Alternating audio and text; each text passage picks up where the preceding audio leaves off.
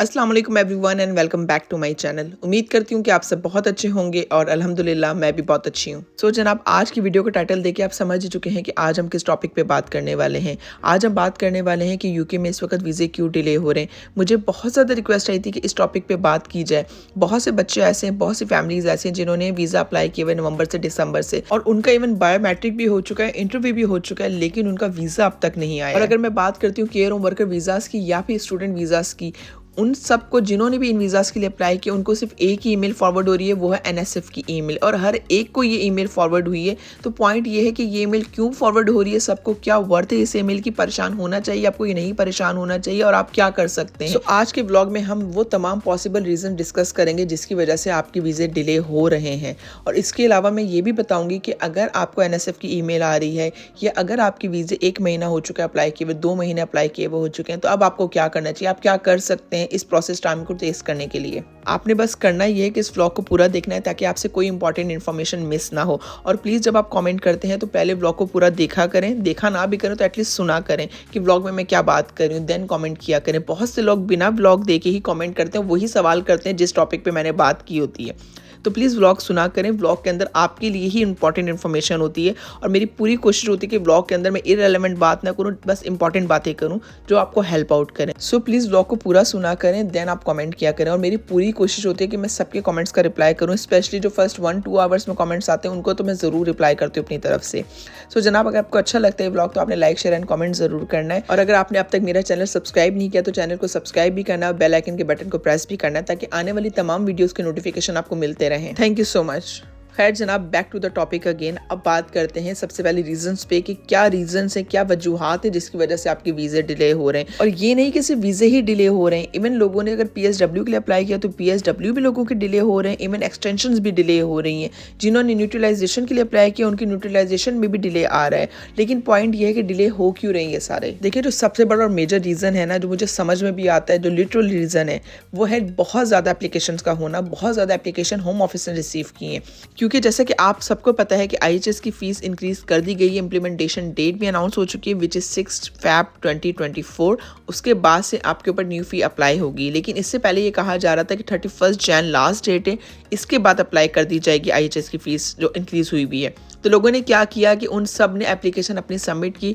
और हर कैटेगरी से सबमिट करवाई, चाहे वो एप्लीकेशन पीएसडब्ल्यू के लिए थी, चाहे वो एप्लीकेशन स्टूडेंट वीज़े के लिए थी, चाहे वो एप्लीकेशन केयर होम वर्कर वीज़े के लिए थी, चाहे वो एप्लीकेशन डिपेंडेंट्स के लिए थी, चाहे वो application as a main applicant थी। जब आप एक्सटेंशंस कराते हैं तो आप अपनी भी कराते हैं, फैमिली की भी करवा रहे होते हैं, चाहे ये एप्लीकेशन थी, चाहे वीज़ा स्विच करने के लिए थी। तो हुआ कि सारी कैटेगरीज में ना लोगों ने at a time application submit करवाई, जिसकी वजह से होम ऑफिस पे बहुत ज़्यादा बर्डन आ चुका है, बहुत ज़्यादा बैकलॉग क्रिएट हो चुका है। क्योंकि जब एट अ टाइम बहुत सारे लोग एप्लीकेशन सबमिट करते हैं तो होम ऑफिस के पास तो गिने चुने ही वर्कर्स हैं, उनके पास इतना बड़ा स्टाफ नहीं है जितनी ज़्यादा एप्लीकेशन उन्हें रिसीव हुई हैं। सो ये एक पॉसिबल रीज़न हो सकता है कि एक बैकलॉग बहुत बड़ा क्रिएट हो चुका है जिसकी वजह से आपके एप्लीकेशन का अब तक नंबर नहीं आया है। एंड मोस्ट केसेस में वीज़ा डिले का रीज़न या तो एप्लीकेंट से रिलेटेड होता है या तो फिर आपकी एप्लीकेशन से रिलेटेड होता है। लाइक एप्लीकेशन फॉर्म फिल करते हुए आपने कोई मिस्टेक कर दी है, कोई उन्होंने एविडेंस मांगा था, डॉक्यूमेंट मांगा था, अगर वो मिसिंग है, या फिर अगर आपने बैंक स्टेटमेंट लगाई है और आपने 2-3 डिफरेंट बैंक्स की लगा दी है, तो भी आपका जो वीज़ा प्रोसेस टाइम है वो डिले हो सकता है। जस्ट सपोज अगर आपने 3 डिफरेंट बैंक की स्टेटमेंट लगाई है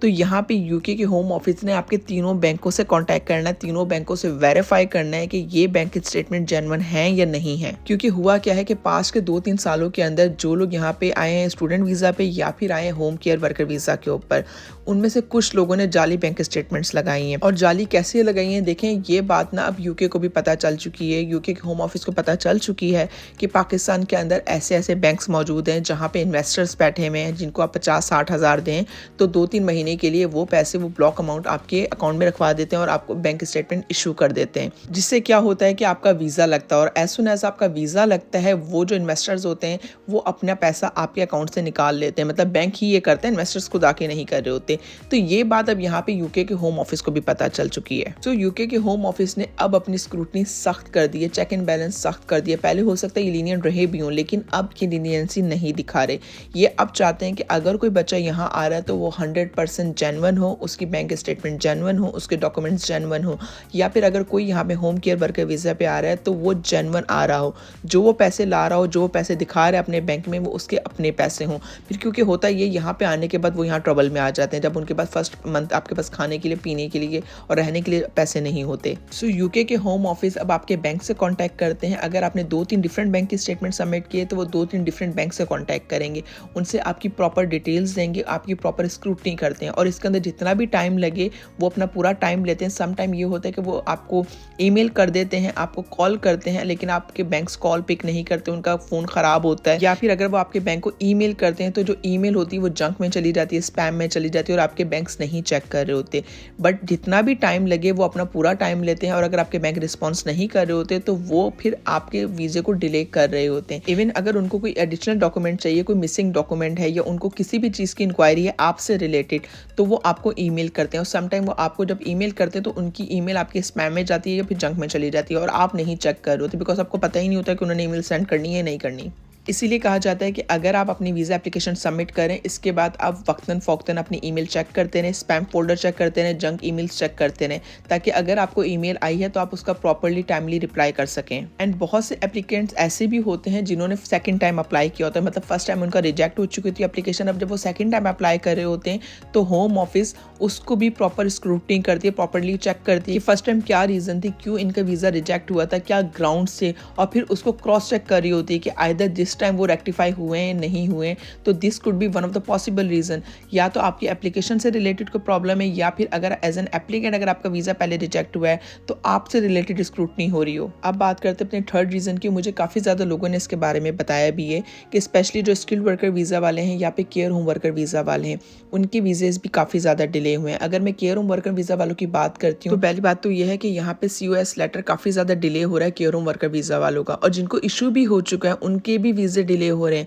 और उसका मेनली रीज़न ये है कि आपका जो केयर होम है वो CQ से रेगुलेटेड हो सकता है ना हो, और इस वक्त वो रेगुलेशन के प्रोसेस में हो, मतलब अपने आप को रेगुलेट करवा रहे हो, बट अनटिल वो रेगुलेट नहीं होते तो आपको भी वीज़ा इशू नहीं किया जाएगा, बिकॉज गवर्नमेंट श्योर नहीं है कि वो जो केयर होम आपको बुला रहा है यूके वो जेन्युइन है या नहीं है। तो आपके वीज़ा प्रोसेस में टाइम लग सकता है, आपका वीज़ा डिले हो सकता है। अब बात करते हैं कि बहुत से लोगों ने ये भी कंप्लेन की है कि हमने प्रायोरिटी वीज़े की फ़ी भरी थी लेकिन जो हमें ईमेल रिसीव हुई है वो NSF की ईमेल रिसीव हुई है। तो देखिए, बेशक आप स्टूडेंट वीज़े के लिए अप्लाई करें, स्पाउस वीज़े के लिए अप्लाई करें, डिपेंडेंट के लिए अप्लाई करें, स्किल्ड के लिए अप्लाई करें, या फिर आप केयर होम वर्कर वीज़े के लिए अप्लाई करें, स्पाउस वीज़े के लिए अप्लाई करें और आप उस पर प्रायोरिटी लगा रहे हैं, वीज़े की फ़ी भी सबमिट करें, लेकिन अगर आपके एप्लीकेशन में कोई प्रॉब्लम है, आपके एप्लीकेशन में से कोई डॉक्यूमेंट मिसिंग है, कोई सपोर्टिंग डॉक्यूमेंट उन्हें एडिशनल चाहिए, या फिर आपके केयर होम की जो स्क्रूटनी है वो हो रही है, या फिर आपका ऑलरेडी एक वीज़ा रिजेक्ट हो चुका है, तो भी वो आपको NSF की ईमेल सेंड करेंगे, बिकॉज वो आपको इन्फॉर्म करें कि आपकी वीज़ा एप्लीकेशन स्ट्रेट फॉरवर्ड नहीं है, इसकी प्रोसेसिंग में टाइम लगेगा, डिले होगा, रिगार्डलेस कि आपने फीस भरी है। इसके अलावा अगर आप डिपेंडेंट वीज़ा पे आ रहे हैं या फिर स्पाउस वीज़ा पे आ रहे हैं या फिर आपके साथ ये लोग आ रहे हैं, लाइक अगर आप स्किल्ड वर्कर वीज़ा पे अपने डिपेंडेंट्स को ला रहे हैं, आप हेल्थ केयर वर्कर वीज़ा पे डिपेंडेंट्स को ला रहे हैं, तो आपके डिपेंडेंट की स्क्रूटनी भी बहुत ज़्यादा हो रही है यूके के अंदर, स्पेशली स्पाउस की, जो आपके साथ आपका पार्टनर आ रहा होता है, क्योंकि यूके के अंदर पास्ट के 1-2 सालों के अंदर डिपेंडेंट वीज़ा के ऊपर बहुत ज़्यादा स्कैम हो चुका है। लोग हेल्थ केयर वीज़ा पे आए थे, स्किल्ड वर्कर वीज़ा पे आए और अपने साथ फेक फैमिलीज लेके आए, मतलब 4-4, 5-5 लोगों को एज अ डिपेंडेंट लेके आए यूके के अंदर, और जो उन्होंने स्पाउस भी शो करा वो भी उनका जेन्युइन स्पाउस नहीं था। तो अब यूके चेक करता है कि आपका रिलेशनशिप अगर 2 साल से कम का है या 3 साल से कम का है तो आपकी स्क्रूटनी सख्त होती है। वो आपसे सारे डॉक्यूमेंट्स मांगते हैं, लाइक आपका निकाहनामा, आपका FRC, आपके बच्चों के बर्थ सर्टिफिकेट, आपके बच्चों के जहाँ से बच्चों ने स्कूल पढ़े वहाँ के स्कूल लिविंग सर्टिफिकेट्स वगैरह। अगर आपके पास इनमें से एक भी चीज़ मिसिंग है या फिर आपने एज एन एविडेंस आपने चीज़ें सबमिट नहीं कराई हैं, अपने बच्चों की, जो आपके बच्चों के साथ पिक्चर्स हैं, फैमिली के साथ पिक्चर्स हैं, वाइफ के साथ पिक्चर्स हैं डिफरेंट ओकेजन पे, अगर आपने वो चीज़ें नहीं सबमिट कराई हैं तो भी आपके जो वीज़ा प्रोसेस है वो डिले हो जाता है। इसके अलावा अगर एम्बेसी आपका इंटरव्यू लेना चाहती है और उनके पास स्लॉट अवेलेबल नहीं है, अनटिल उनके पास स्लॉट अवेलेबल नहीं होगा वो आपको इशू नहीं कर सकते, और जब तक आपका इंटरव्यू नहीं होगा आपका वीज़ा प्रोसेस नहीं हो सकता। बिकॉज अगर एम्बेसी ने अगर डिसाइड किया आपका इंटरव्यू होना है, उनको कोई भी आपकी वीज़ा एप्लीकेशन से रिलेटेड कोई भी क्वेरी है जो उन्हें लगता है कि ईमेल्स के थ्रू वो नहीं पूछ सकते, या उनको लगता है कि उनका फेस टू फेस आपका इंटरव्यू करना है, तो अनटिल वो स्लॉट नहीं मिलता उनको, वो आपको वीज़ा इशू नहीं कर सकते। सो जनाब, अब हम बात कर लेते हैं कि अगर आपका वीज़ा डिले हो रहा है तो आपको क्या करना चाहिए या फिर आप क्या कर सकते हैं। देखिए, जो सबसे पहला आप काम कर सकते हैं ना, आप किसी भी वीज़ा कैटेगरी पे आ रहे हैं, अगर आप आ रहे हैं स्किल्ड वर्कर वीज़ा पे, अगर आप आ रहे हैं यहाँ पे स्टूडेंट वीज़ा पे, या फिर आ रहे हैं केयर होम वर्कर वीज़ा पे, तो आपने अपने एम्प्लॉयर को, अपनी यूनिवर्सिटी को इन्फॉर्म करना है। देखिए ये एथिकल है कि अगर आप ज्वाइनिंग डेट पे ज्वाइन नहीं कर सकते, या फिर अगर यूनिवर्सिटी की आपकी क्लासेस स्टार्ट हो चुकी हैं और आप क्लास अटेंड नहीं कर सकते, तो इन्फॉर्म देम, उनको प्रॉपर ईमेल करें, उनको रीज़न एक्सप्लेन करें कि आपका वीज़ा क्यों डिले हो रहा है। अगर आपको यूके की एम्बेसी की तरफ से, यूके वीआई की तरफ से कोई ईमेल रिसीव हुई है, तो वो अटैच करें एज एन अटैचमेंट, और उनको बताएं कि देखें ये अटैचमेंट है, यहाँ पे ये रीज़न एक्सप्लेन हुई है, इसकी वजह से मैं ज्वाइनिंग नहीं दे सकता या मैं क्लास अटेंड नहीं कर सकता। तो होता यह है कि आपकी यूनिवर्सिटी आपको एक्सटेंशन दे देती है 2-3 हफ्ते की, और जस्ट सपोज उन 2-3 हफ्तों में भी वीज़ा नहीं आता, तो भी आपको परेशान होने की ज़रूरत नहीं है, स्ट्रेस में आने की ज़रूरत नहीं है, क्योंकि आपको आपकी यूनिवर्सिटी नेक्स्ट सेमेस्टर में डेफर कर देती है, आपकी जो यूनिवर्सिटी की प्लेस है वो सिक्योर रहती है। और अगर आप चाहें तो आप पेड इंक्वायरी भी कर सकते हैं अपने वीज़े से रिलेटेड, लेकिन अगर आप पेड इंक्वायरी करना चाहते हैं तो आप मेक श्योर करें जो उन्होंने स्टैंडर्ड टाइम बताया आपको वीज़ा एप्लीकेशन प्रोसेस का वो गुजर जाए, उसके बाद पेड इंक्वायरी करें। इसके अलावा आप क्या कर सकते हैं, आप अपनी ईमेल्स चेक करें, check your emails very frequently, junk email, अपना स्पैम चेक करते रहें, क्योंकि ज़्यादातर होता यह है कि जब आपका ईमेल बॉक्स भर जाता है तो जो नई एडिशनल ईमेल्स आ रही होती हैं वो आपको देर से मिलती हैं। तो अपना एम्प्टी रखें ईमेल बॉक्स, ताकि आपको कोई ईमेल आ रही तो वो फ़ौरन मिले और उसका आप रिस्पॉन्स फ़ौरन कर सकें। And last but not the least, जब भी आप अपनी वीज़ा एप्लीकेशन सबमिट करते हैं, make your case very straight forward, very simple to understand. ज़्यादा चीज़ें ना सबमिट करें, जितना उन्होंने मांगा है उतना ही सबमिट करें, मतलब ज़्यादा बैंक स्टेटमेंट्स ना लगाएं, सारे फंड्स एक ही बैंक में रखें और उसी को शो करें। And never hide, never ever hide, अगर आपका कभी वीज़ा रिजेक्ट हुआ तो वो उनसे कभी छुपाने की कोशिश ना करें, उनको अल्टीमेटली पता चल जाता है। खैर जनाब, इसी नोट के ऊपर आज का ब्लॉग एंड करते हैं। उम्मीद करती हूँ कि आपको आज का ब्लॉग अच्छा लगा होगा। अगर आपको अच्छा लगता है तो आपने लाइक, शेयर एंड कमेंट ज़रूर करना, अपने फीडबैक मुझे ज़रूर देना है। इंशाल्लाह नेक्स्ट ब्लॉग में आपसे फिर मुलाकात होगी, तब तक अपना बहुत ख्याल रखिएगा, मुझे तो में याद रखिएगा। टेक केयर, बाय बाय, अल्लाह हाफिज़।